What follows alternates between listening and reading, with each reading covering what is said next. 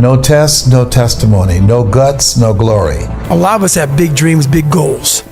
And when you have goals that are maybe outside your reach, you have to know that getting to that goal, you're gonna have a lot of bad days. Along the way, failure is going to happen. So how fast do you get up from that? And you gotta teach yourself.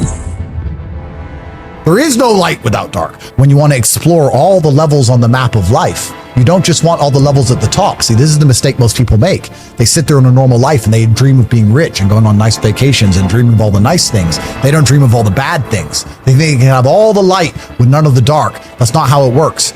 I think that the people that are discovering how to unleash their greatness are people who have the mental resiliency and the courage to face failure, that you will fail your way to greatness. That most people allow their fear of failure, 80% allow their fear of failure to outweigh their desire to succeed. When you're willing to fail again and again and again, when you make up your mind to become unstoppable, when you make up your mind to become a no matter what person, then that will then give birth to a part of yourself that you don't know right now. And maintaining a spirit of optimism and challenging yourself and learning from your mistakes. Understand that the setback is a setup for a comeback. You have comeback power. Try one more time. Try one more time. Yeah. And that goes in for me. Think about this. You read the book. I didn't pass anything the first time. SEAL training, got f***ed up in Ranger School, got f***ed up in Delta Selection, got f***ed up on a pull-up record, got f***ed up in smoke jumping training, got really f***ed up in school, but look where I'm at today. No one can do it for you but you. And even though you face disappointments, even though you will experience some setbacks, it goes with the territory. You must understand that. I remember I was playing a game with my 9-year-old son, John Leslie, and I beat him 10 straight games in a game called Connect 4. And finally, I said, John Leslie, I'm bored. I don't want to play you anymore. And I got up. I said, I'm ready to go to sleep now. And repeat after me, please. Let's say this together. It's not over until I win. John Leslie said, no, you can't go now, Dad. I said, why? He said, it's not over until I win. That was his attitude. We sat down and we played several other games. And finally, after the 11th game, John Leslie won, and he got up and he yawned. And he said, I'm ready to go to sleep now. And I'm saying to you, what if all of us took that attitude after we face a rejection and a no, or we have a meeting and no one shows up, or somebody say, you can count on me, and they don't come through?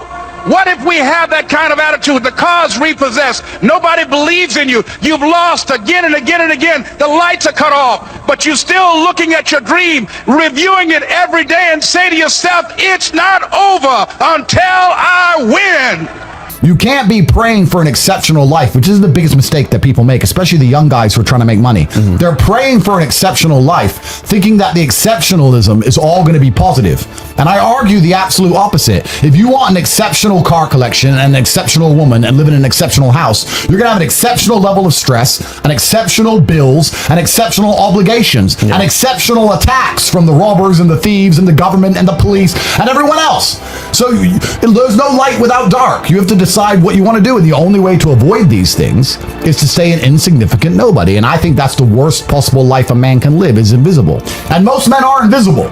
So you're either going to be an invisible nobody, or you're going to be a warlord, and you have to be ready for that war. So that it reads, the major key to your better future is you. Now, my first suggestion is transfer this to a card or something where you can put it up, where you can see it every day. Preferably put it up where you can see it at the beginning of the day, before you go off to put the day together. This is a good phrase just to glance at, to keep in mind as you're putting the day together. It's called the silent seminar. If you'll just let this talk to you during the day, I found it to be tremendously helpful. The major key to your better future is you. I'm telling you, for things to get better, you got to get better. Don't ask for it to change out there, ask for you to change here. Don't ask for a more favorable wind. We call that naive. Don't ask for better seed, better soil. This is the only planet you got. Just ask that you can get wiser and stronger and better, be able to take care of your own responsibilities?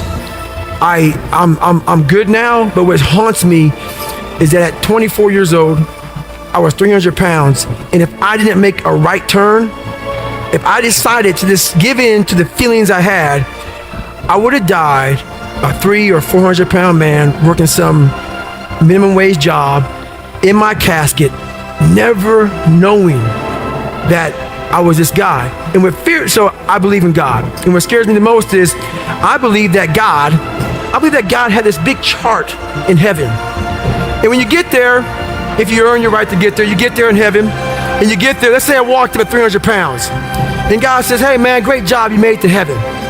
And he rips this page down from Brian Underwood. And now it says David Goggins' chart. He rips it down, throws that paper to the side. And he says, look at this. And I'm reading it. I go, what is this? He goes, how much do you weigh? 300 pounds. What did you do? I was a pest control guy for 40 years. He says, this is what you were supposed to be. You know what I'm saying? 185 pound person. Be able to run 205 miles. Break the pull-up record. Motivate people. Energize people. Make them driven. Make them passionate. Make them find more. So am I in heaven or in hell? That's what motivates me. It scares me also, because I believe that we are all leaving a lot on the table. And now when I go to heaven, what I want God to look at me and say is, as you were living, I'm the all-knowing man. I had to get a damn marker out and write more as you were living. You see what I'm saying? I want to impress him. That's what I'm here for. I want to do the impossible. Striving hard to become the kind of person that you want to be. And to become the kind of person you want to be, you've got to work at it. 10 years from now, you will surely become someone. The big question is, who? What are you becoming? And if you go to work on it now, sure enough, in a very short period of time, you can take on a new direction to become the kind of person you want to be.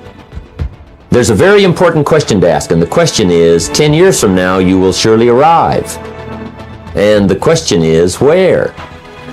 So to answer the question of where you want to arrive and the kind of person you want to be, you've got to get serious. You got to be hungry. Yes, sure. yes. People that are hungry believe always strive to get on top in life because it's the bottom that's overcrowded. People that are hungry believe do what you know, not what you feel. People that are hungry have zero excuses for not pursuing their dreams. They make no their vitamin, and they come back again and again and again. They operate like Willie Jolly, who said that a setback is a setup for a comeback. I've got a saying, if life knocks you down, try and land on your back, because if you can look up, you can get up. But imagine, if you will, being on your deathbed and standing around your bed, the ghost of the dreams, the ideas, the abilities given to you by life, but you, for whatever reason, you never pursued those dreams. You never acted on those ideas. You never used those gifts, and there they are looking at you with large angry eyes saying, we came to you, and only you could have given us life, and now we must die with you forever. And the question is, if you died today, what dreams, what ideas, what gifts will die with you?